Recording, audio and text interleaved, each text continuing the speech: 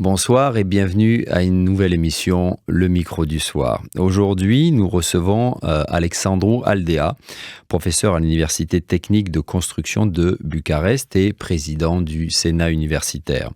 Docteur en génie civil, spécialiste de la fiabilité des structures et du génie parasismique. Alexandru Aldea est l'un des experts de l'État roumain pour les réglementations nationales dans le secteur de la construction. Avec lui, nous allons donc parler de fiabilité des constructions, notamment face aux risques sismiques. Alexandru Aldea, bonsoir. Bonsoir, merci pour l'invitation et merci pour l'introduction. Je voulais mentionner que peut-être votre appellation, un des experts de l'État roumain pour les réglementations nationales dans le secteur de la construction, est un peu excessive, flattante. C'est vrai que notre université, l'Université technique de construction de Bucarest, a été en charge au fil du temps pour la majorité des réglementations dans le domaine, mais dans mon cas, moi j'ai fait partie seulement des collectifs qui ont élaboré les réglementations qui touchent à un sujet assez spécifique, l'aléa naturel. Les phénomènes naturels à prendre en considération dans la conception des structures, et plus précisément le séisme, le vent et la neige. Mais je suis sûr que votre voix a été très écoutée de toute façon. Merci de cette précision, Alexandru Aldea. On va commencer par ce tremblement de terre qui a été enregistré mi-septembre, le lundi 16 septembre à 17h40 exactement dans la zone sismique de Vrancea, d'une intensité de 5,2 sur l'échelle de Richter. Il a été ressenti jusqu'à Bucarest.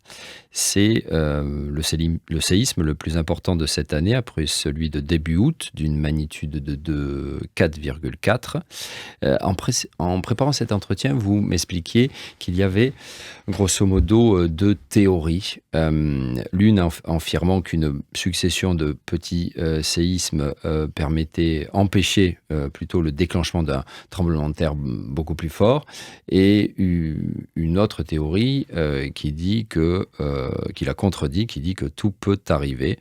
Le séisme de 1977 d'une magnitude de 7,4 sur l'échelle de Richter avait fait près de 1600 victimes, dont près de 1400 à Bucarest.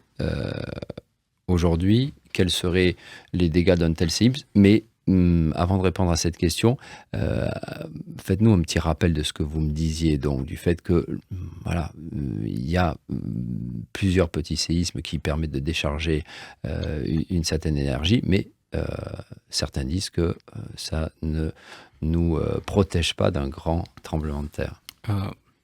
Oui, en fait, on n'a pas vraiment de certitude dans cette direction, et autour du monde, les sismologues surveillent tout ce qui se passe, et il y a des exemples dans les deux sens. Donc les deux théories ont été prouvées par des situations réelles, et oui, parfois les petits séismes permettent à la nature de trouver rapidement un équilibre et de délibérer l'énergie qui s'accumule dans les plaques tectoniques, mais d'autres fois, même si nous on n'arrive pas à l'identifier précisément, ça peut perturber des choses à l'intérieur de la Terre et faciliter l'apparition de futurs séismes. Ouais.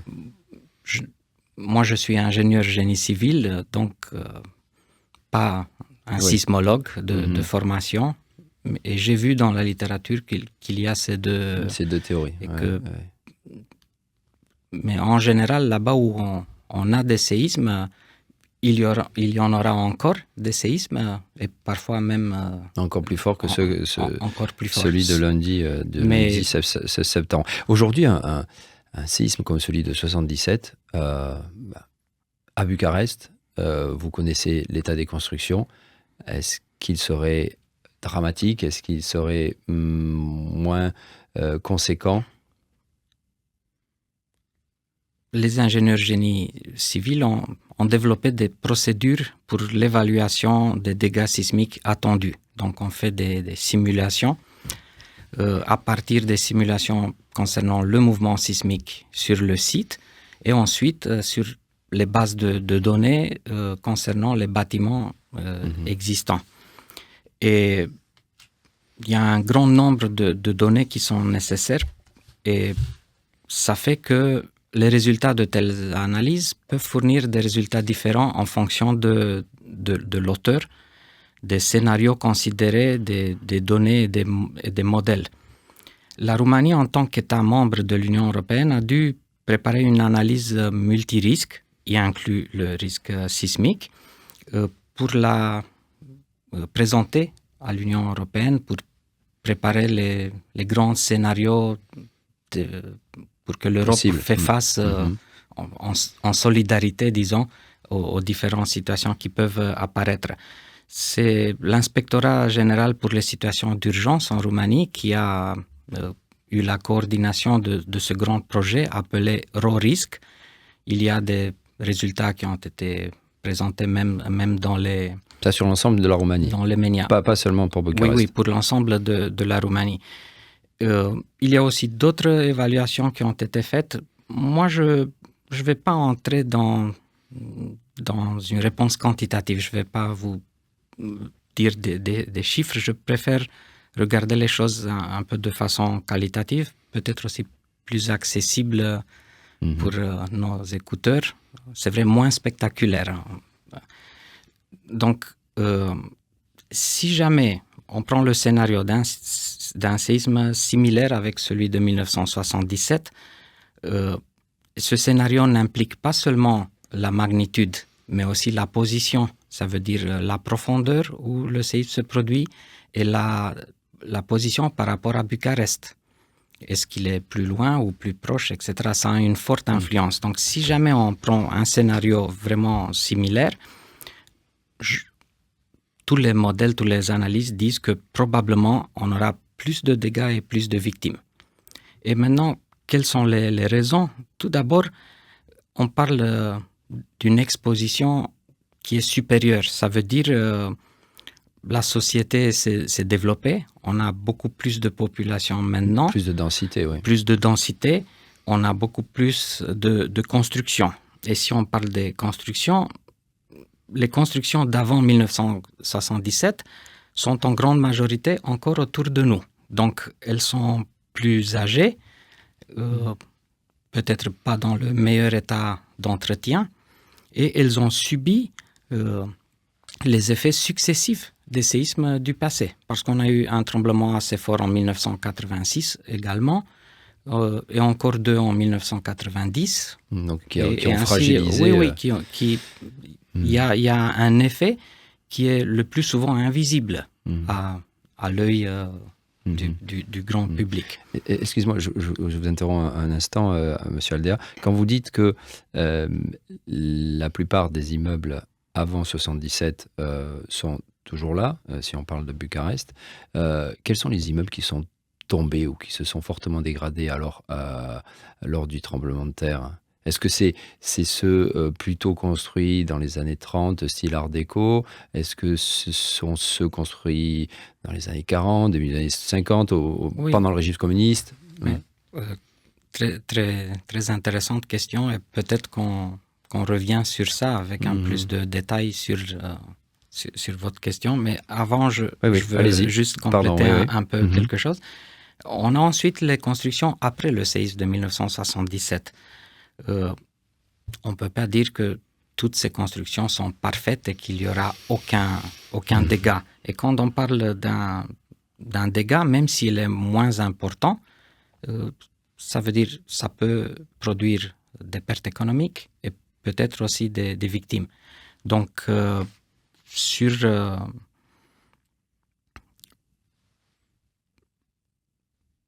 la conclusion, c'est que ça ne va pas être mieux qu'en 1977.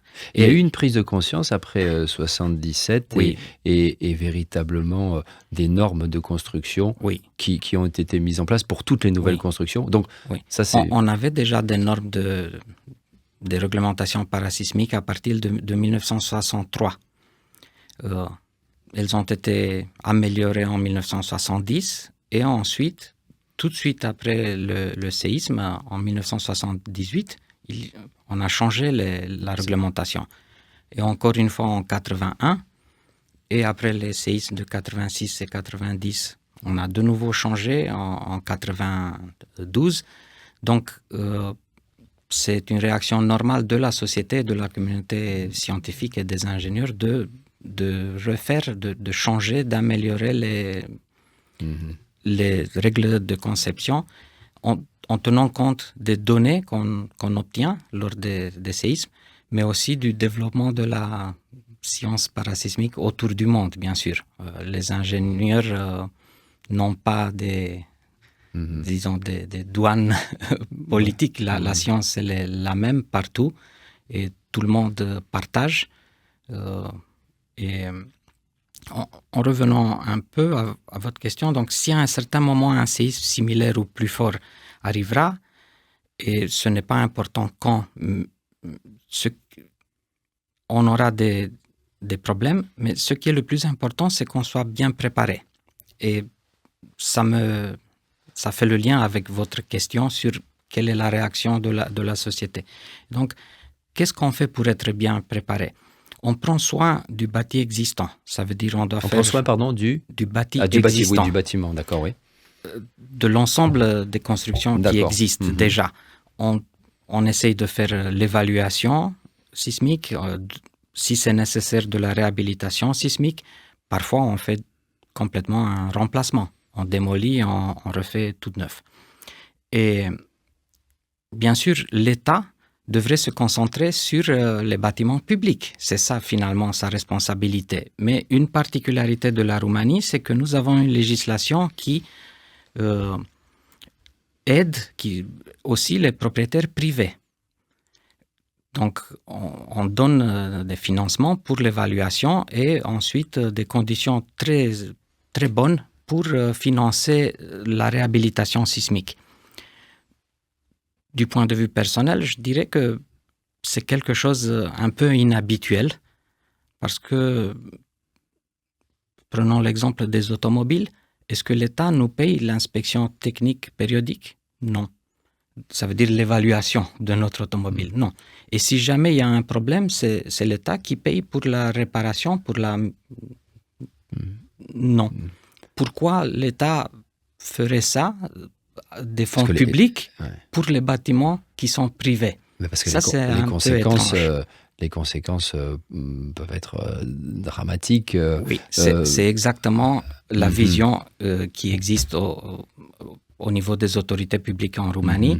C'est ce sens de responsabilité sociale. Et voilà, donc heureusement, l'État roumain a créé une législation dans ce sens et il y a même des choses qui ont été faites. Bien sûr, il n'y a pas le rythme que le grand public désire, il n'y a pas un très grand nombre de réalisations dans ce sens. Mais si on regarde le domaine public, on découvre qu'il y a un nombre important d'écoles, de lycées, de bâtiments universitaires qui sont passés avec des fonds publics par la réhabilitation sismique et qui maintenant sont dans un bon état. Donc le problème, la question est plutôt concernant les bâtiments, les immeubles privés. Et d'ailleurs, on voit moins, je trouve, à Bucarest, ces fameuses boulina, donc ces panneaux circulaires rouges qui indiquent le risque sismique des bâtiments. Il y a un peu une controverse par rapport à ça aussi. Parfois, ils sont enlevés pour mieux louer l'immeuble, les appartements, ou mieux les acheter. Donc ça, c'est encore un souci, ça, de bien contrôler les bâtiments qui sont en propriété privée. Oui. Donc, il faut que les propriétaires demandent et désirent aussi l'évaluation et la réhabilitation. Est-ce que c'est surtout un problème à Bucarest ou alors ça touche les autres villes de Roumanie? Ça touche aussi d'autres villes Oui, de mais Roumanie. plutôt La en Bucarest, non? Ouais. la législation est nationale, Oui. Mhm. mais c'est vrai que Bucarest concentre le gros du problème, vu le nombre de bâtiments anciens aussi avec certaines caractéristiques. Maintenant, il y a évaluer toutes les constructions d'un pays, c'est un travail énorme. Il n'y a pas un corps technique qui est capable de faire tout ça. Et récemment, notre université a préparé pour le ministère une réglementation pour l'évaluation rapide des structures, donc un sort de premier tri. On a des critères associés à une inspection visuelle pour arriver à faire un sort de classement et une hiérarchie de priorités. Et seulement ceux qui seront considérés après une telle analyse comme dangereux, les plus dangereux, eux, ils seront la cible d'une évaluation avec, disons, plus détaillée. Sur l'ensemble du pays, une évaluation rapide de ce genre, elle mettra combien de temps?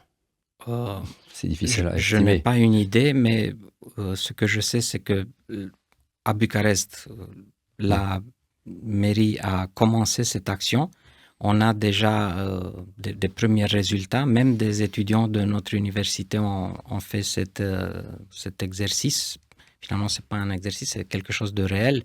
Mais ils sont allés sur le terrain, ils ont complété des fiches et ensuite il y a eu tout un processus Alors ne serait-ce qu'en regardant en analysant de loin et aussi de près, mais sans rentrer nécessairement dans le bâtiment, on peut voir depuis l'extérieur, on peut faire cette première analyse rapide. On peut faire. Pour les grandes choses qui comptent, on peut recueillir pas mal d'informations. C'est en voyant des fissures, quels sont les critères? En cherchant, on essaie d'identifier tout d'abord l'âge, le matériau de construction de la structure de résistance. Et ça se voit tout de suite.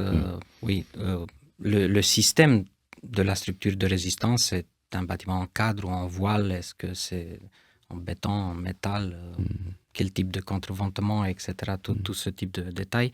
Ensuite, c'est l'auteur du bâtiment qui joue un rôle aussi, et bien sûr son état.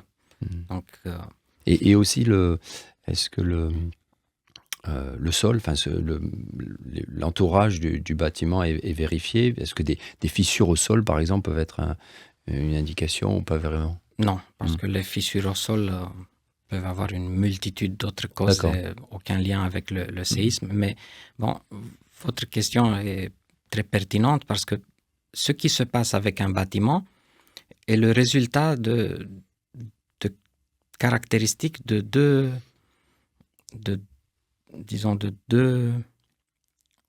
phénomènes. Pas phénomènes. Comment dire ça? De fractures. De deux éléments qui entrent dans l'analyse. D'un côté, c'est le bâtiment lui-même, avec ses caractéristiques, et ensuite, c'est le mouvement du sol qui sera l'agresseur de ce bâtiment avec ses caractéristiques. Et il y a une variabilité naturelle du mouvement sismique, même à petite échelle. Quand il s'agit d'une telle situation, on parle de microzonage sismique pour voir quelle est la variabilité spatiale du mouvement sismique dans une ville.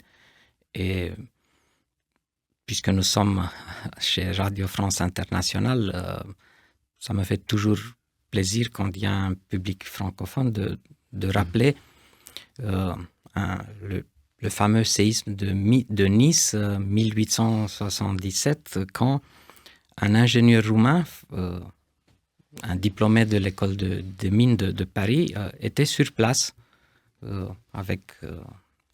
et il a vécu ce séisme. Il s'est promené dans la ville et il a fait cette observation concernant l'influence des conditions du sous-sol. Il a observé que les bâtiments qui étaient sur un rocher plutôt dur comme du calcaire ont moins souffert que celles qui étaient sur un seul meuble. Et c'était une des premières observations, disons, scientifiques et objectives sur l'effet des sites et l'impact sur l'endommagement des constructions. Donc, merci pour m'avoir donné l'occasion de rappeler merci de ce rappel. Ce témoignage. Merci de ce rappel. Et pour revenir à notre conversation donc avant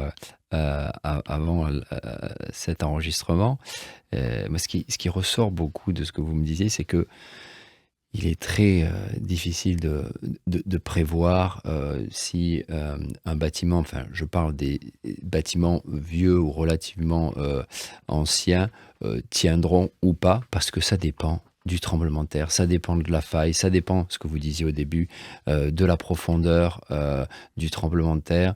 Et donc on ne peut pas dire nécessairement qu'un immeuble des années 30 qui a l'air bien solide tiendra le choc, parce que c'est quand même très aléatoire. Il n'empêche que aujourd'hui, donc vous confirmez ce que vous me disiez. Aujourd'hui, aujourd'hui, 2024, est-ce que toutes les constructions propriétés privées, évidemment publiques, mais je pense surtout aux propriétés privées, quand je vois ces grands bâtiments qui se construisent, que ce soit au sud, à l'est ou à l'ouest ou au nord de Bucarest, est-ce que, et qui font plusieurs étages, est-ce que tous suivent de façon très stricte et il n'y a pas de question à se poser sur la façon dont ils suivent donc ces règles antisismiques? Si vous me permettez, je vais diviser ma réponse en deux directions. Tout d'abord, je vais parler un peu plus sur les constructions anciennes et surtout sur ces bâtiments art déco, comme vous les avez appelés. Et ensuite, je vais revenir sur l'approche concernant le bâti neuf. Comme vous avez mentionné, il y en a des bâtiments anciens qui se sont bien portés, mais il ne faut pas oublier que dans la même catégorie, il y a eu des bâtiments qui se sont complètement effondrés, qui ont été construits la même année et qui sont effondrés. Des stratégies, des tragédies. Donc, comme on disait, l'endommagement est le résultat de la combinaison des caractéristiques de la construction et du mouvement sismique.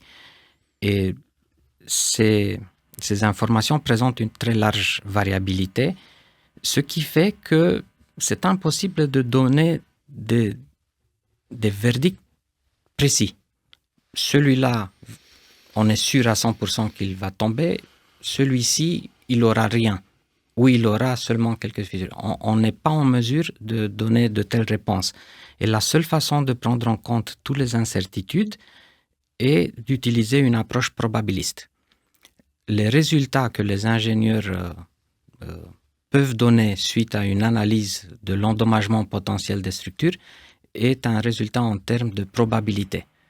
Quelle est la probabilité que le bâtiment se retrouve dans un certain état d'endommagement? Et on a des probabilités discrètes pour être dans l'état d'endommagement complet ou dans un état d'endommagement modéré ou léger ou même sans endommagement. Ça dépend de notre analyse et de combien de catégories d'endommagement on veut considérer. La somme de ces probabilités, elle est égale à l'unité. L'unité, en probabilité, c'est l'événement certain. Et nous, on divise cette certitude en quelques morceaux. On peut, donc, le résultat sera, oui, en principe, ce bâtiment a des chances plus importantes que l'autre d'être... Suivant différents paramètres, tous les paramètres vous aurez pris en compte. Plus endommagé etc. Et donc, si on parle d'un bâtiment ancien, ça nous fait penser tout d'abord à l'âge. Et quand on parle de l'âge, on pense aux règles de construction en général et aussi de construction parasismique. Les bâtiments de ce Bucarest moderniste des années 30 ont été conçus sans aucune considération de l'action sismique. C'était le poids propre et la charge utile, ça veut dire les hommes, les meubles, etc. Mais pas de force sismique considérée. Donc, évidemment qu'ils sont des candidats à souffrir, mais il n'y a pas une garantie que toute cette catégorie de construction sera par terre. Il y aura un pourcentage qui va beaucoup souffrir et qui va produire malheureusement aussi des dégâts importants, des pertes économiques et des victimes, mais pas tous. Ensuite, il y a aussi le matériau de construction. L'industrie des matériaux de construction s'est énormément développée. Donc aujourd'hui, presque tout est industrialisé. Il y a un contrôle de qualité beaucoup meilleur par rapport à 1920 ou 1930. Et le ciment d'aujourd'hui n'est pas le ciment d'hier. Ouais. Exactement. Donc tout ça fait que le bâti ancien est évidemment plus vulnérable que les constructions plus récentes. Donc ça, c'est un des... Ensuite, il y a bien sûr l'entretien. Il y a l'effet cumulé de différentes actions extérieures. On a eu des bombardements à Bucarest dans la Deuxième Guerre mondiale. Ensuite, on a eu des séismes pendant un siècle qui ont frappé ces bâtiments. Et donc, parfois, on voit les effets de ces séismes. Parfois, on a fait des réparations locales. Parfois, on a fait des interventions plus ambitieuses, mais pas vraiment complètes. Et donc, il y a une multitude de situations dans lesquelles ces bâtiments se retrouvent. Et vous observez aussi l'action du vent ou de la neige qui Peut-être on revient sur ça, c'est moins important, ça pose d'autres types de problèmes. D'autres types de problèmes. Et je reviens maintenant à votre question et votre inquiétude, peut-être, je peux la sentir, concernant les bâtiments nouveaux. Et ici, je dirais que la Roumanie a un bon système législatif et de bonnes procédures pour protéger, disons, l'utilisateur final, le bénéficiaire. Parce qu'on commence par les réglementations. Les réglementations sont harmonisées avec les réglementations européennes. Ça veut dire nous avons des réglementations qui sont au niveau international de pratique autour du monde. Et le projet qui est préparé dans un bureau d'études doit respecter les réglementations. Une fois que le projet est produit, il doit être vérifié par un vérificateur, un ingénieur vérificateur qui est certifié par le ministère du Développement. Donc, il y a un corps de vérificateurs.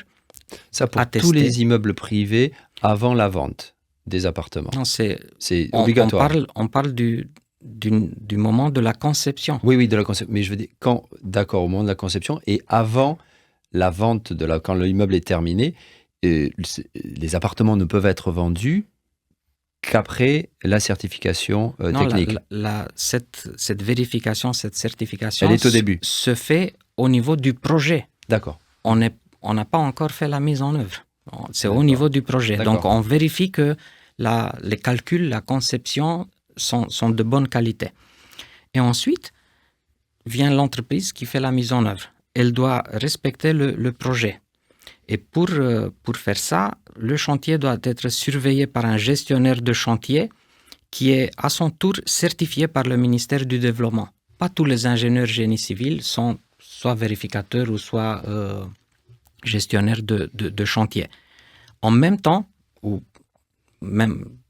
parallèle, il y a l'inspection d'État pour les constructions. C'est une institution qui est sous la tutelle du ministère du Développement et il y a un inspecteur qui devrait de temps en temps passer sur le chantier, vérifier que tout se passe bien et que les choses sont en conformité avec le projet. Encore plus, l'ingénieur qui a réalisé le projet, qui a fait la conception, doit venir sur le chantier dans certaines étapes importantes de la mise en œuvre pour s'assurer que tout est en ordre et que les gens sur le chantier respectent ce qui se fait. À la fin de la mise en œuvre, toutes ces parties, l'ingénieur du bureau d'études, l'inspecteur d'État, le gestionnaire de chantier, doivent tous signer un document de conformité que tout a été en ordre. Encore plus, les fournisseurs des matériaux garantissent les caractéristiques et la qualité des matériaux qui sont utilisés. Le bénéficiaire, s'il a des doutes, ou l'entreprise qui fait la mise en œuvre, peuvent faire des tests sur les matériaux pour vérifier ce que le fournisseur dit. Et le bénéficiaire peut même, s'il veut, embaucher un ingénieur pour surveiller le chantier dans son intérêt.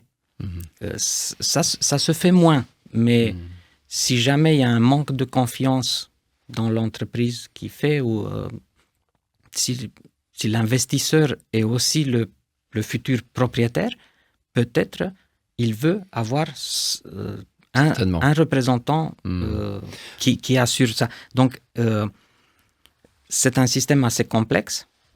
Maintenant, est-ce qu'il fonctionne? C'est la question. Évidemment, une erreur est toujours possible. Il y a une erreur volontaire ou pas volontaire.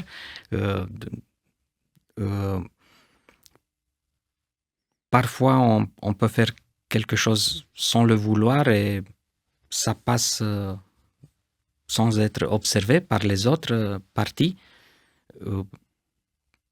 L'idée, c'est que la certitude totale n'existe pas. Et il n'y a pas de contrôle absolu et total. Peut-être l'inspection de l'État n'a pas les ressources humaines pour vérifier à 100% tout ce qui se passe dans tous les chantiers et à peu près partout. Donc, c'est impossible de généraliser ou de culpabiliser, même comme ça arrive parfois dans les médias, intégralement, soit une période de construction, comme par exemple pendant le communisme, c'était mauvais parce que, je ne sais pas, quand on voulait cacher la réalité du grand leader du parti, où on avait un plan et on devait le faire, peu importe le prix en termes de qualité, ou pour dire, voilà, les constructions nouvelles sont sans aucun contrôle et c'est le chaos total et on ne fait pas confiance. C'est impossible de tirer une telle conclusion. Nous avons deux approches, je dirais, celle optimiste ou celle pessimiste. Si on est optimiste, on pense à la responsabilité de toutes les personnes impliquées dans ce processus et au sérieux, et bien sûr à toutes ces formes multiples de contrôle. Et alors, on va dire, ce sont de bonnes maisons et certainement elles vont se porter mieux que les autres qui étaient avant pour les raisons qu'on a discutées concernant le bâti ancien et le bâti neuf. On peut avoir aussi la vision pessimiste. Je ne peux pas l'éliminer totalement. Le Dieu suprême de la planète aujourd'hui, c'est l'argent. C'est l'avarie qui cause tant de problèmes et qui peut pousser des intervenants de ce processus à faire de mauvaises choses. Voilà, c'est la question que j'allais vous poser dans la pratique, sans diaboliser les promoteurs immobiliers. Mais c'est vrai que pour faire un peu plus de marge, j'entends parfois que, par exemple, des cloisons d'appartements nouveaux seront plutôt fines et on entendra son voisin plus facilement que dans des immeubles anciens. Donc, on peut se poser la question sur la structure dans son ensemble. Mais votre discours, ce serait plutôt de dire que quand même, il y a une législation, des normes et des procédures qui, de façon générale, en ce qui concerne les grands immeubles aujourd'hui construits à Bucarest, ça se passe relativement bien. Est-ce qu'on peut dire ça? Moi, je préfère être du côté plutôt optimiste. Les réglementations sont bonnes et l'État a toujours demandé de refaire les réglementations. Maintenant, on est en cours d'élaboration d'un nouveau code pour la conception parasismique qui sera peut-être disponible en 2025 ou 2026. Ça dépend aussi du ministère, comment la loi sortira. L'industrie des matériaux devrait fournir des choses de bonne qualité. Et puis votre science évolue. Oui. En dehors de ça, comme je disais là, on n'a pas de certitude totale et ça dépend de chaque situation. Mais disons que ça va plutôt dans le bon sens. Ça devrait aller. Ça devrait aller dans le bon sens. Moi, je comprends l'inquiétude, je dirais, générale. Moi et mes collègues, on se pose tous les mêmes questions, bien sûr. Et malheureusement, nous avons l'exemple triste de la Turquie, où c'est l'avarie des développeurs et des constructeurs qui a produit tant de problèmes. Les conclusions après le séisme de 1999 en Turquie, les conclusions reconnues même par les Turcs, c'était que les hommes ont tué plus que le séisme lui-même comme phénomène naturel. Et puis celui parce que c'était récemment l'avarie qui a fait qu'on n'a pas utilisé les bons matériaux, qu'on a fait vite, qu'on n'a pas respecté le projet.